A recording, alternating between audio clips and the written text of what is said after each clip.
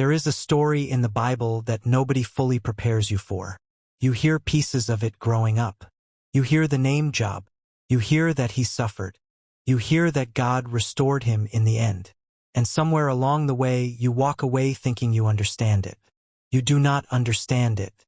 Because what is actually written in those 42 chapters, the full weight of what is said, what is done, what is never explained, and what is never apologized for, is one of the most disturbing and magnificent things a human being has ever put into words. What you are about to hear is not the Sunday school version. This is the full story, and it will not leave you the same. Imagine you woke up one morning and everything was gone. Not some things. Not the things you could afford to lose. Everything. Your children. Your income. Your health. Your standing in your community. Everything you spent your entire life building. Wiped out before the sun reached noon. No warning. No explanation. No one to call. No one to blame. Just silence where your life used to be. Now imagine that you were not just a decent person. You were the best person alive. Not in your own estimation, in God's estimation. And God himself said so out loud. How does a story like that end? How is that story even supposed to make sense? His name was Job. He lived in a land called Uz, a place scholars have debated for centuries, most placing it somewhere along the borders of ancient Edom and Arabia, in what is now the region of modern-day Jordan and northwestern Saudi Arabia, a place of vast open skies and brutal sun, where men built their lives out of livestock and land, and where a man's wealth was counted in animals and servants and the number of children who carried his name. Job had all of it, more than anyone else in the entire region. He was called the greatest man among all the people of the East. But what happened to him will make you question everything you think you know about faith, fairness, and the God who claims to love you. This is not a story about karma. It is not a story about a man who made mistakes and paid for them. It is not a cautionary tale. What makes the story of Job so utterly unlike anything else in the ancient world is that it begins with a verdict. Before a single thing goes wrong, before the first disaster arrives, before Job loses a single child or a single animal, the text tells you exactly who Job is. Blameless, upright, fearing God, turning from evil. That is not the narrator's opinion. That is God's. And then, the very next scene, everything in his life is handed over to be destroyed. If that does not disturb you, you have not been paying attention. By the time this story ends, you will not be sure whether Job won or lost.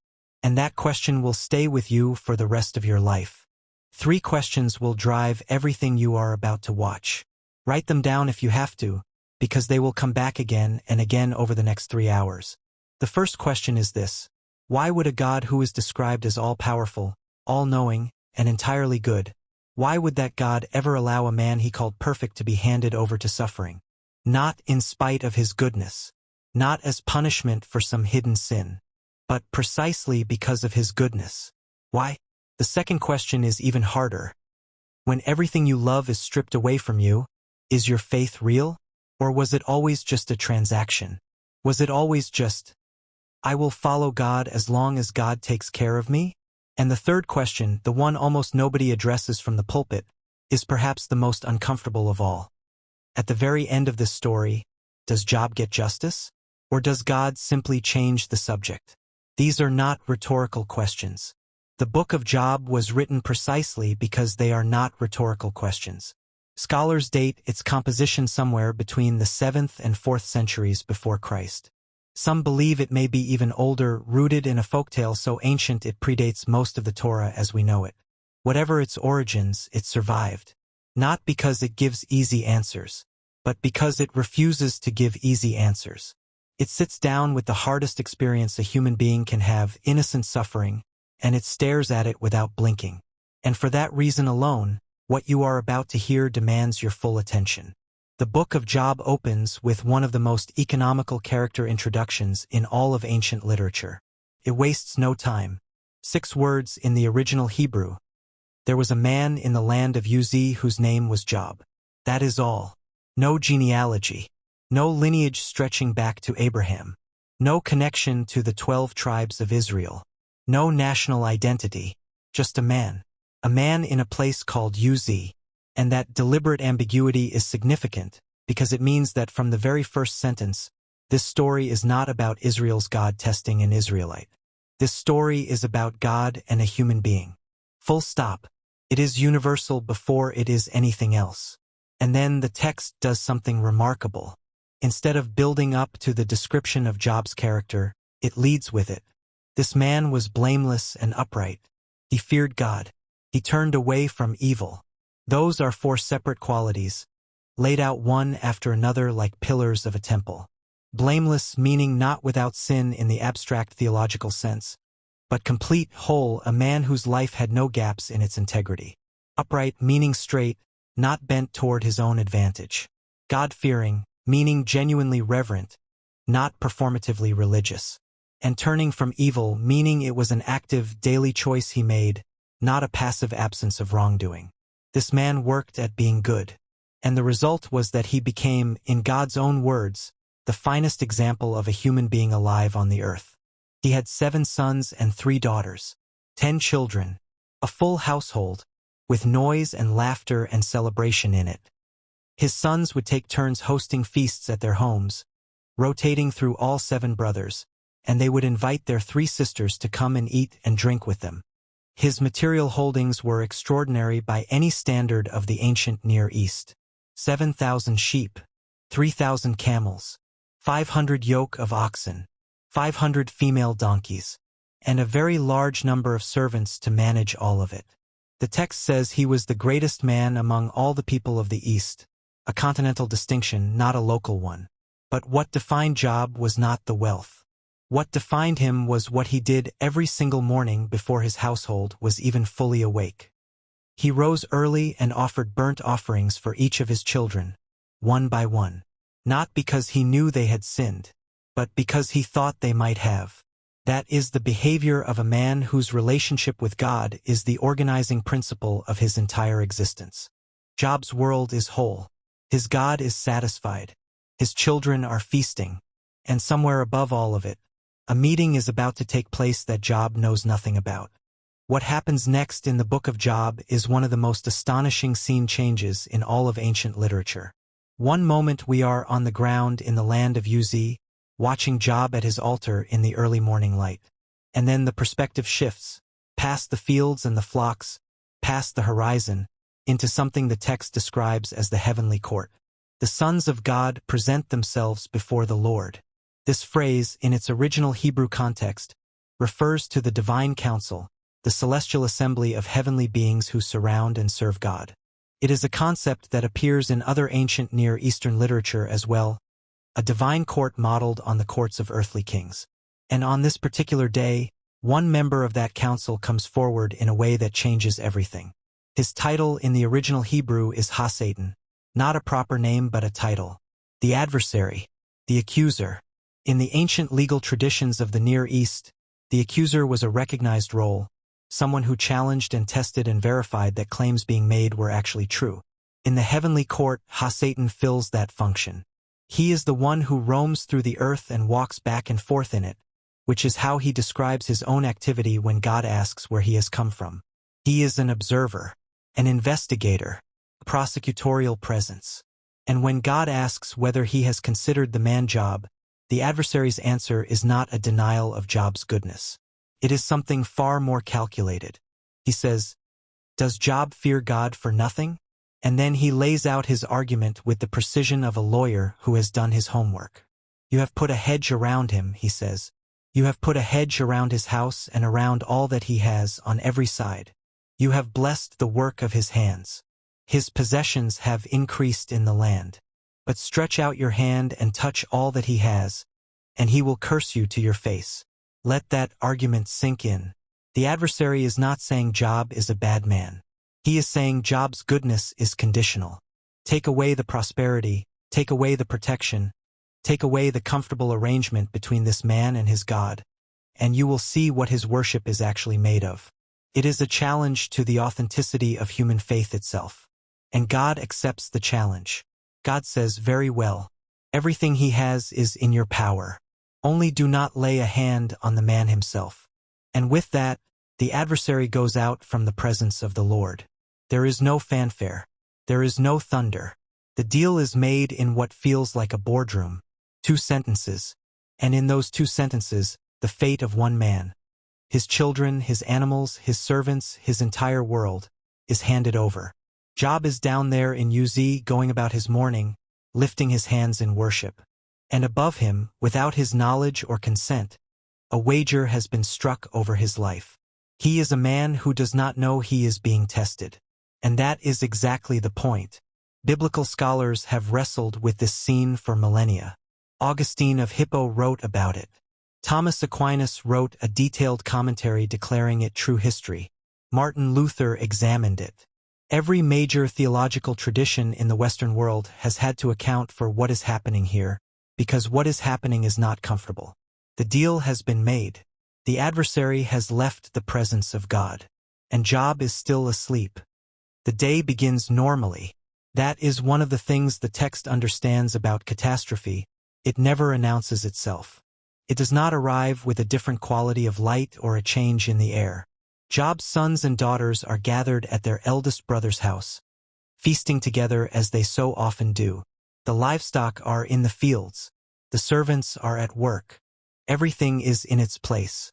And then a servant arrives, breathless, with the kind of face that tells you before the words do. The Sabaeans attacked. They fell upon the oxen and the donkeys and drove them away. And they killed the servants with the edge of the sword. And the servant says these words, I alone have escaped to tell you. 500 yoke of oxen, 500 female donkeys, the agricultural foundation of Job's entire estate, gone in a single raid. The Sabaeans were a people from southern Arabia, known in the ancient world as traders and sometimes raiders along the edges of the desert kingdoms. They struck fast and left nothing behind but one survivor. Job is still absorbing this when the second servant arrives. Fire of God fell from heaven, the servant says, and burned up the sheep and the servants and consumed them. And I alone have escaped to tell you. 7,000 sheep destroyed. And the third servant was already running. The Chaldeans formed 3 raiding columns and swooped down on the camels and carried them off and struck down the servants with the edge of the sword. And I alone have escaped to tell you. 3,000 camels gone. And then the fourth servant, barely a boy, arrives. Your sons and daughters were eating and drinking wine in their oldest brother's house. And a great wind came across the wilderness and struck the 4 corners of the house. And it fell upon them, and they are dead. And I alone have escaped to tell you. 10 children, dead. The text makes the pacing explicit. Each messenger begins speaking while the last one is still in the room. For blows. For disasters. One afternoon. It is the most brutal sequence of events in the Hebrew Bible, and it happens to the man God called perfect. And then we see Job's response. He rises. He tears his robe. He shaves his head. Both are ancient Near Eastern expressions of grief so total they have no modern equivalent. And then he falls to the ground. And he worships. He says, Naked I came from my mother's womb, and naked I shall return. The Lord gave, and the Lord has taken away. Blessed be the name of the Lord. These are not the words of a man in shock who does not yet understand what has happened. These are the words of a man who understands exactly what has happened and who has chosen, in full understanding, to worship anyway. The text closes with a verdict. In all of this, Job did not sin or charge God with wrong. The adversary's thesis has been answered. Round 1 goes to Job. God is going to call the adversary back. And this time, the target is Job himself. The divine council convenes again. God brings up Job once more. He still holds fast his integrity, although you incited me against him to destroy him without reason.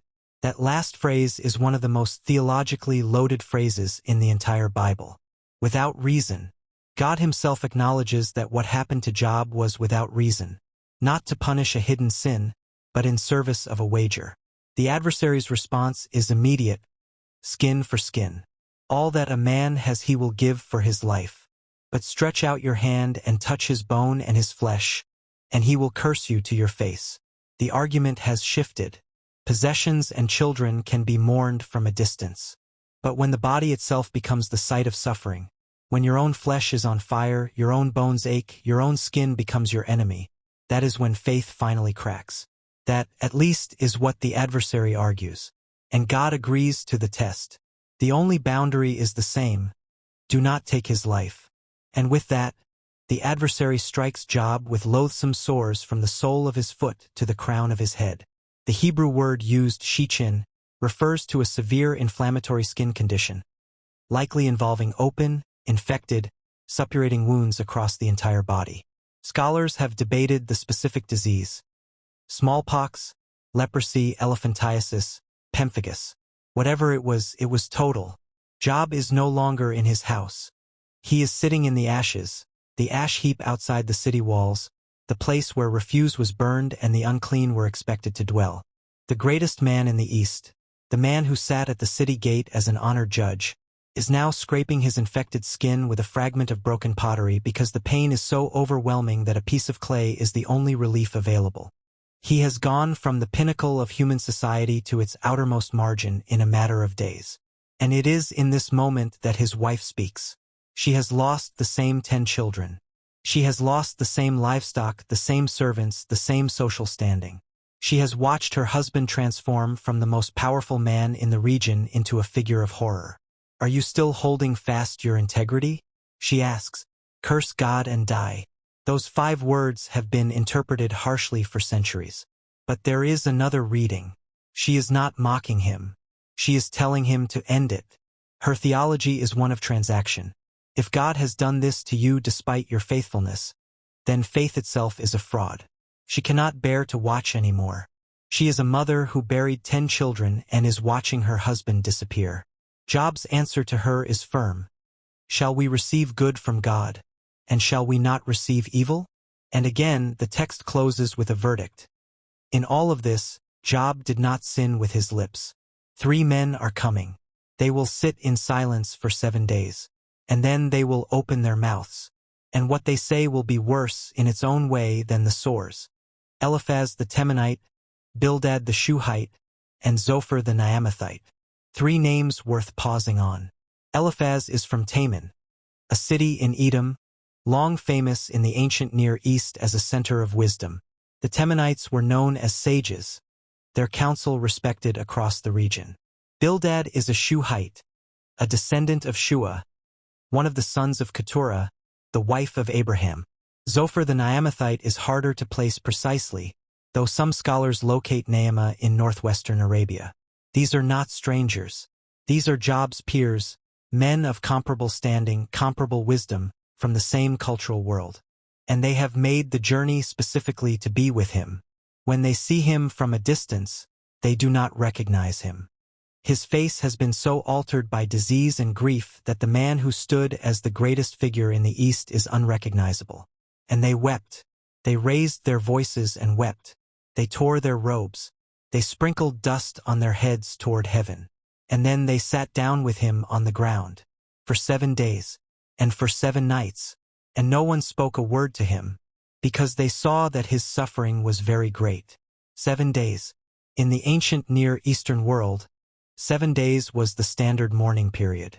To sit with someone in silence for that long, to keep vigil without filling the air with words, is an act of solidarity so complete that it has rarely been equaled in the literature of grief. This is the best thing Eliphaz, Bildad, and Zophar ever do. If the story had ended here, they would be remembered as models of faithful friendship. Then Job speaks, and the friends find they cannot not respond. Job has been silent for 7 days. When he finally opens his mouth, what comes out will shock everyone in that ash heap. After this, Job opened his mouth and cursed the day of his birth. Not a prayer, not a lament addressed to God, not a question about why any of this is happening. Curse. May the day perish on which I was born, and the night that said, a man is conceived. Let that day be darkness. May God above not seek it, nor light shine upon it. Let gloom and deep darkness claim it. Let clouds dwell upon it. Let the blackness of the day terrify it. He goes on. He calls upon those who curse the day. In the ancient world there were professional mourners who specialized in incantations of grief, to put a curse on the very calendar date of his birth so comprehensive that it would erase the day from existence. He wishes darkness had consumed his conception. He wishes the doors of his mother's womb had been shut. He asks, "Why did I not die at birth? Why did I not perish when I came from the womb? For then I would have lain down and been quiet.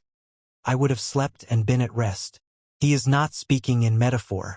He is telling the truth about what he feels in his body, in the moment, after everything that has happened. For anyone who has ever been in a season so dark that existence itself felt like a weight too heavy to carry, Job names that experience. He does not dress it up. He does not remind himself to count his blessings.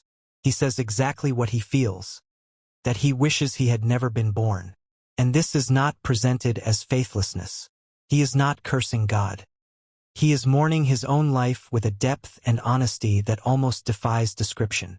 The man who once prayed every morning at dawn is now cursing the morning he was born. Both of those things are true about the same person. The friends have heard everything. They have been silent long enough. And now Eliphaz speaks. And what he says will reveal one of the oldest and most persistent lies about how God works in the world. Eliphaz goes first, and his argument is built on experience and vision. Who that was innocent ever perished? He asks, where were the upright cut off? As I have seen, those who plow iniquity and sow trouble reap the same. The theology is ancient and seductive. The principle that righteousness produces flourishing and wickedness produces suffering. The idea that the universe is morally ordered in a way that rewards good and punishes evil. This is the doctrine of retribution, and it ran deep through ancient Near Eastern wisdom literature. It is found in Proverbs. It appears in Deuteronomy. In many contexts, it is genuinely true. And that is exactly what makes it so dangerous when applied without discernment. Because in the specific case of Job, it is wrong. God himself has already told us it is wrong. Eliphaz even describes a nighttime vision in which a spirit whispered to him, "Can mortal man be in the right before God?" He uses this vision to suggest that no human being is clean enough to claim innocence before God. And therefore Job's claim to be suffering without cause is itself an act of arrogance. The very act of saying, "I have done nothing wrong," is evidence against him. Job's response is not gentle. "No doubt you are the people, and wisdom will die with you. But I have understanding as well as you." He will not be talked out of what his body is telling him. Then Bildad takes his turn. Does God pervert justice? He asks. If your children have sinned against him, he has delivered them into the hand of their transgression. He is telling Job to his face that his children died because they deserved to die. He has no evidence. But his theological system requires that every death be explained by desert, and so he supplies an explanation for 10 dead children without a single fact to support it. Zophar speaks last and is the harshest. Know then that God exacts of you less than your guilt deserves. He is telling a man who has buried 10 children and is scraping infected sores with broken pottery that he should be grateful, because God could have made it worse. Job's response rises to meet every accusation. "I desire to argue my case with God. You whitewash with lies. You are worthless physicians. Would that you would keep silent, that would be your wisdom." In one of the most haunting passages of the entire book, Job cries out, "My friends scorn me. My eye pours out tears to God." And then, through the grief and the rage, a flash of light breaks through. "For I know that my Redeemer lives, and at the last he will stand upon the earth." He cannot see the vindication. He cannot reach it. But somewhere in the rubble of his faith, he still believes it. The 3 cycles of speeches trace a pattern of escalation on both sides. The friends grow more convinced that Job's defiance is evidence of guilt. Job grows more convinced that the friends are frauds, that their theology is a wall of words designed to protect a worldview rather than help a suffering man. By the 3rd round, the argument collapses structurally. Zophar, who should speak, does not. His voice drops out of the text entirely. And in the place of his expected speech, the author inserts a magnificent standalone poem about the nature of wisdom. Where can wisdom be found? And where is the place of understanding? Cannot be bought with gold. Cannot be found in the deep sea. God understands the way to it. And to man he said, "Behold, the fear of the Lord, that is wisdom, and to turn away from evil is understanding." That last sentence is a direct echo of how Job was described in chapter 1. And it is no accident. The friends have run out of arguments. But Job has one final speech left, the longest and most devastating of all. He is about to lay his entire life before God and say, "Examine everything. You will not find what you are looking for." Chapters 29 through 31 constitute Job's great soliloquy. His extended, uninterrupted closing argument, addressed partly to the friends, partly to God, and partly to no one but the truth itself. It moves in 3 stages. The first looks backward at what his life was. The second looks at what his life has become. And the third, the most audacious thing in the book, is a comprehensive oath of innocence in which Job calls down divine judgment on himself if his claims are false. "Oh, that I were as in the months of old," Job begins, "as in the days when God watched over me, when his lamp shone upon my head, and by his light I walked through darkness." He describes going to the city gate, the center of public life in the ancient Near East, and when he went, young men saw him and withdrew, and the aged rose and stood. Princes refrained from talking. Nobles held their peace. He describes delivering the poor who cried for help. He was eyes to the blind and feet to the lame. He was a father to the needy.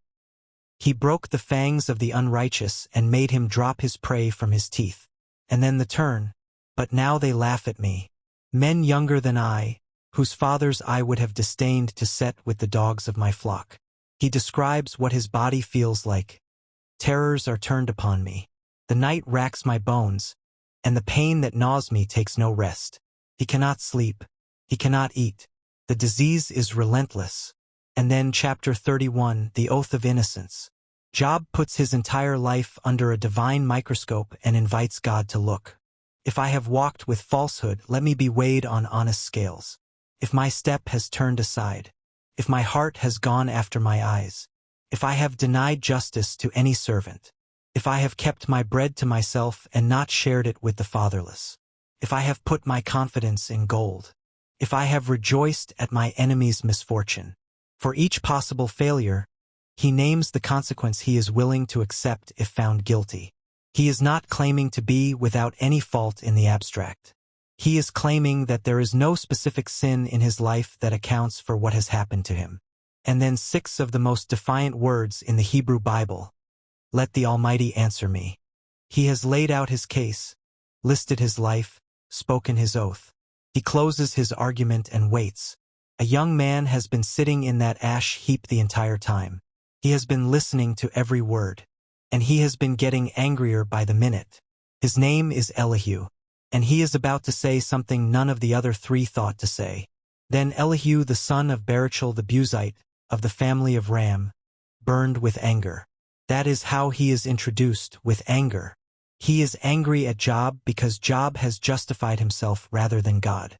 He is angry at the 3 friends because they found no answer and yet condemned Job. He has been sitting there the whole time, waiting out of respect for his elders. And when the older men have exhausted themselves, he speaks. "I am young in years, and you are aged. Therefore I was timid. But it is the spirit in man, the breath of the Almighty, that makes him understand. It is not the old who are wise, nor the aged who understand what is right." He is making a specific theological claim. Wisdom comes not from age but from the Spirit of God.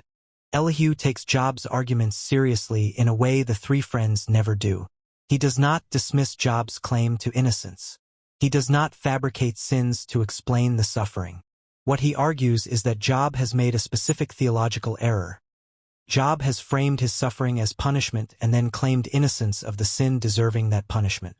But Elihu argues that suffering does not have to be punishment. It can be communication. God speaks in one way, and in 2, though man does not perceive it. In a dream, in a vision of the night, when deep sleep falls on men, he opens the ears of men and terrifies them with warnings, in order to turn man aside from his deed and conceal pride from a man. Suffering, in Elihu's theology, is not a verdict. It is a voice. And then, as Elihu's final speech peaks, the sky begins to change. The wind moves. A storm is building on the horizon. And from inside that storm, for the first time in 37 chapters, God speaks. For 37 chapters, God has been silent. Job has screamed and argued and wept. The friends have condemned. Elihu has corrected. And now, from inside a storm, God answers. Not with an apology. Not with an explanation. With questions. Then the Lord spoke to Job out of the storm. He said, "Who is this that obscures my plans with words without knowledge? Brace yourself like a man. I will question you, and you shall answer me." That is the opening. Not an apology. Not a tender reassurance. A challenge. Where were you when I laid the earth's foundation? Tell me if you understand. Who marked off its dimensions? Surely you know. Who stretched a measuring line across it? On what were its footings set? Or who laid its cornerstone while the morning stars sang together and all the angels shouted for joy? The questions come without pause. God is not being cruel. But he is doing something disorienting. He is changing the subject. Job asked for a hearing. God has arrived. And the first thing God does is ask Job whether he was present at the moment of creation. Who shut up the sea behind doors when it burst forth from the womb? Have you comprehended the vast expanses of the earth? What is the way to the abode of light? Have you entered the storehouses of the snow or seen the storehouses of the hail? Can you bind the chains of the Pleiades? Can you loosen Orion's belt? Can you bring forth the constellations in their seasons? Do you know the laws of the heavens? Can you set up God's dominion over the earth? The questions move from cosmology into meteorology, then astronomy, then biology. God walks Job through the entire created order and at each step asks, "Were you here? Do you understand this? Can you do this?" And then God pivots to the animal kingdom, and here the speeches become almost lyrical. Do you know when the mountain goats give birth? Who let the wild donkey go free? Will the wild ox consent to serve you? The ostrich waves her wings joyfully but treats her young harshly, as if they were not hers. Yet when she spreads her feathers to run, she laughs at horse and rider. The horse charges into the fray. It laughs at fear, afraid of nothing. Does the hawk take flight by your wisdom? Does the eagle soar at your command? Every animal God mentions operates outside human control, does not bend to human authority. The created order does not run on human aesthetics or human justice. It runs on something larger. Job's first response is brief and extraordinary. "I am unworthy. How can I reply to you? I put my hand over my mouth. I spoke once, but I have no answer." He is not shamed into silence. He has been overwhelmed into silence. There is a difference. God speaks again. "Would you discredit my justice? Would you condemn me to justify yourself? Do you have an arm like God's? And can your voice thunder like his? Then adorn yourself with glory and splendor. Unleash the fury of your wrath. Look at all who are proud and bring them low. Then I myself will admit to you that your own right hand can save you." If you want to be the judge of the universe, God asks, can you actually do the job? And then two final creatures, Behemoth and Leviathan. Behemoth, vast, immovable, powerful beyond human reckoning. Leviathan, the embodiment of untamable chaos, the thing that cannot be put on a leash. Can you pull in Leviathan with a fishhook? Will it make an agreement with you for you to take it as your slave for life? Who then is able to stand against me? That question hangs in the air like the storm itself. Job is about to give the response of his life. And it will not be what anyone expected. It will be something more complicated and more honest than either defeat or vindication. "I know that you can do all things. No purpose of yours can be thwarted." You asked, "Who is this that obscures my plans without knowledge?" Surely I spoke of things I did not understand, things too wonderful for me to know. You said, "Listen now and I will speak. I will question you and you shall answer me. My ears had heard of you, but now my eyes have seen you. Therefore I despise myself and repent in dust and ashes." This is Job's final speech. And these words have been debated for centuries because they require us to answer a very precise question. What exactly is Job repenting of? God is about to confirm explicitly that Job spoke what was right. So when Job says, "I repent in dust and ashes," he is not admitting that hidden sin caused his suffering. He is repenting of something subtler and more profound, the assumption that he had enough information to judge. He is repenting of demanding a trial as if the cosmic courtroom he imagined was the right framework for what was actually happening. My ears had heard of you, but now my eyes have seen you. This sentence deserves enormous attention. Job has been a man of faith his entire life. He has offered sacrifices. He has lived uprightly. He has done all of this on the basis of what he had heard, the tradition, the community, the theology he inherited. But now, in the ash heap, covered in sores, having buried his children, having argued through 37 chapters of anguish, now he has seen God. Not just heard about him, seen him, and the seeing changes everything. Not because the suffering is explained, not because the wager is disclosed, but because the encounter itself has become the event. Job wanted answers. What he received was a presence so overwhelming that the questions, while not answered, were somehow held inside something larger than the questions themselves. Job has spoken. God has spoken. Now God turns to the friends. And what he says about them will be the most devastating reversal in the entire story. God's verdict. Who spoke what was right? 2 hours and 38 minutes to 2 hours and 48 minutes. After the Lord had spoken these words to Job, the Lord said to Eliphaz the Temanite, "My anger burns against you and against your 2 friends, for you have not spoken of me what is right, as my servant Job has. Therefore take 7 bulls and 7 rams and go to my servant Job and offer up a burnt offering for yourselves. And my servant Job shall pray for you, for I will accept his prayer not to deal with you according to your folly." That is God's verdict. Not against Job, against the friends. The 3 men who arrived to comfort him, who sat in silence for 7 days, who spent the following weeks constructing theological arguments in defense of God's justice. Those are the men God is angry with. And Job, who cursed the day of his birth, who accused God of cruelty, who demanded a trial and pushed right to the edge of what can be said to God's face. Job is the one who spoke what was right. This is one of the most theologically destabilizing statements in the entire Bible. The friends defended God. They insisted the moral order of the universe is consistent and that suffering is always deserved. They said all the right things about God's sovereignty. And God is angry with them. Job argued with God. Job accused God. And God says he spoke what was right. What does that mean? It means that in the theology of the book of Job, what God values is not defense. What God values is honesty. What God values is the kind of relationship where a person can bring their full self, their rage, their grief, their most uncomfortable questions, and lay them before God without pretending to feel something they do not feel. The friends' theology was a cage.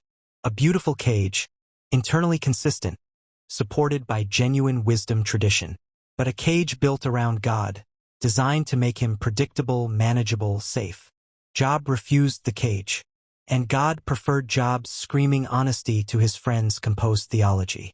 And then the text handles one final detail with devastating structural precision. God tells the friends they must have Job pray for them. Not Eliphaz, the oldest and most respected. Not Bildad, the most traditional. Not Zophar, the most confident. The man God appoints as intercessor is Job. The man they came to comfort and ended up accusing. The man they tried to talk into confessing sins he did not commit. The man who sat in the ash heap while they lectured him about theology. That man is now the only channel through which God will accept their offerings. And Job prays for them. Job, who has lost more than they can imagine and been failed by them in his darkest moment, prays for them. That is not nothing. That is everything. And the Lord restored the fortunes of Job when he had prayed for his friends. And the Lord gave Job twice as much as he had before. Then came to him all his brothers and sisters and all who had known him before and ate bread with him in his house. And they showed him sympathy and comforted him for all the evil that the Lord had brought upon him. And each of them gave him a piece of silver and a ring of gold. The Lord blessed the latter days of Job more than his beginning. 14,000 sheep, 6,000 camels, 1,000 yoke of oxen, 1,000 female donkeys. He also had 7 sons and 3 daughters. And in all the land there were no women so beautiful as Job's daughters. Their father gave them an inheritance among their brothers. And after this Job lived 140 years and saw his sons and his sons' sons for generations. And Job died, an old man and full of days. But here is what the restoration does not include, and this is not a minor thing. God never tells Job about the wager. The conversation between God and the adversary in the opening 2 chapters, the negotiation that initiated every single disaster in Job's life, is never disclosed to Job. He goes to his grave not knowing that his suffering was the result of a cosmic test. He does not know that the adversary accused him of hollow worship. He does not know that God allowed the destruction of his world to prove a point about the authenticity of human faith. He lives another 140 years, sees 4 generations of grandchildren, dies full of days, and never knows why any of it happened. And the 10 children who died in the collapsed house at the beginning, they are not mentioned in the epilogue. New children are given, but the original 10 remain dead. A man can have more children. He cannot unbury the ones he has already mourned. Before we go any further, let us know in the comments where you are watching from. We would love to hear from you. Whether you are in Atlanta or Arizona, Chicago or California, New York or Texas, or anywhere across this great country, drop your location right now. And if you have not already, hit that subscribe button so you never miss any of our upcoming videos. Because the stories we are telling on this channel, the full, uncut, undeniable truth of what is written, are just getting started. The book of Job is approximately 3,000 years old. Theologians have wrestled with it from the moment it was assembled. Augustine wrote about it. Aquinas commented on it in detail. Luther wrestled with it. Calvin preached through it. Maimonides called it a parable. Carl Jung wrote an entire book, Answer to Job, in which he argued that the encounter with Job's suffering transformed God's own self-understanding. Every generation that has encountered this book has found in it something it could not put down. And the reason is simple: the book refuses to resolve.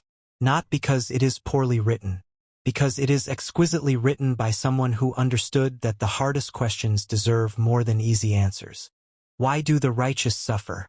The book's answer, if it can be called an answer, is this: the universe is larger than your framework for it.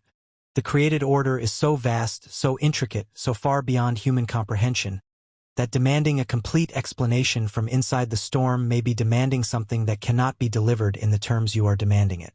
That does not make the question wrong. That does not make the suffering less real. But it does mean that Job's encounter with the whirlwind was not a failure of justice. It was a revelation of scale. Was the restoration justice? Job received double what he lost. Double the animals, double the prosperity, 7 new children and 3 new daughters. He lived another 140 years. By any external measure, he was restored beyond his original condition. But the 10 children who died in chapter 1 were not doubled. They were gone. Is abundance the same as closure? Is living a long and blessed life the same as understanding why the ash heap was necessary? The text does not answer that question. It leaves it open. Deliberately, irreversibly open. What the book does give you, and this may be its most enduring gift, is a man who went through everything, who had everything, who lost everything, who sat in the ash heap and screamed at God and refused to pretend otherwise, who was failed by his friends and confronted by silence from the God he had served his entire life, who encountered God in the storm and came out of that encounter changed. Not fixed, not healed in the way a transaction would heal him, but changed, deepened. There is a before Job and an after Job. The before Job was a good man who feared God and was blessed. The after Job is a man who feared God and was broken and was blessed again and lived with both of those realities inside him simultaneously. My ears had heard of you. Now my eyes have seen you. He is harder to dismiss. He is harder to understand. And he is impossible to forget. Job lost everything. He argued with God. He survived. He prayed for the men who had failed him. And at the end, he was given more years than he could have imagined. Not because he endured quietly, not because he pretended to feel something he did not feel, but because he was honest. He told the truth about his suffering. He told the truth about his faith. He told the truth about what it feels like to be inside the storm when no explanation is available and no comfort is sufficient. And God, who knew the truth of Job's suffering from the very beginning, said, "That man spoke what was right. There is one question I want to leave you with, and I genuinely want your answer in the comments below. If you found out right now that the hardest season of your life was something God had specifically allowed, not to punish you, but to prove something about the authenticity of your faith, would that make it better? Or would it make it worse? Leave it in the comments. I read every single one. And if the story moved you, share it. Subscribe, because the next story we are covering will shake you just as deeply.